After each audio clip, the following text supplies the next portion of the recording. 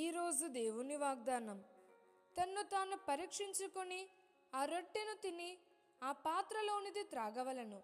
1 కొరింథీ 11వ అధ్యాయం 28వ వచనం. ఎందుకు పరీక్షించుకొని రొట్టె ద్రాక్షరసం తీసుకోవాలి అనే ప్రశ్న మనది. క్రీస్తును విశ్వసిస్తూ నమ్మి బాప్తిసం తీసుకున్న క్రైస్తవులుగా పిలువబడే ప్రతి ఒక్కరూ క్రీస్తు శిలువ మరణమును గుర్తు చేసే ప్రక్రియ ఈ రొట్టె ద్రాక్షరసం. దీనినే ప్రభు శరీరం, రక్తంగా భావించి ప్రతి వారం లేక ప్రతి నెల తీసుకుంటాము. కానీ ఎలాంటి ప్రవర్తనను కలిగి తీసుకుంటున్నామో ఒక్కసారి మనల్ని మనం పరీక్షించుకోవడం తప్పనిసరి. దేవుడు ఇచ్చిన ఆజ్ఞలలో ఇది ఒకటి. కనుక మన ప్రవర్తన దేవునికి వ్యతిరేకంగా ఉన్నదేమో ఇప్పటికైనా పరీక్షించుకుని సరిచేసుకుని ఆ రొట్టె ద్రాక్షరసం తీసుకుని నిత్య జీవం పొందుకుందామా? ఆమేన్.